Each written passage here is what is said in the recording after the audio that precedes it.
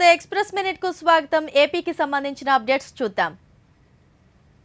చంద్రన్న యాత్ర శ్రీకాకుళంలో ప్రారంభమైంది. మంత్రులు ప్రత్తిపాటి, పల్లె రఘునాథ్ రెడ్డి, పరిటాల సునీత, అచ్చెన్నాయుళ్లు ఈ యాత్రను ప్రారంభించారు. విశాఖ బీచ్ రోడ్లో ఏర్పాటు చేసిన కొప్పరపు కవుల కళాపీఠం వార్షికోత్సవంలో మంత్రి Ganta Srinivasarao, assembly deputy speaker Mandali Buddhaprasad పాల్గొన్నారు. కొప్పవరపు కవులకు నివాళులర్పించారు. కడప జిల్లా వంటిమిట్ట శ్రీ కోదండరాముని ఆలయ నిర్వహణ, అభివృద్ధి ఇకపై టీటీడీ చేపట్టనుంది. ఈ మేరకు టీటీడీ చైర్మన్ చదలవాడ కృష్ణమూర్తి, అధికారులు, వేద పండితులు ఆలయ స్వాధీన కార్యక్రమాన్ని శాస్త్రోక్తంగా నిర్వహించారు.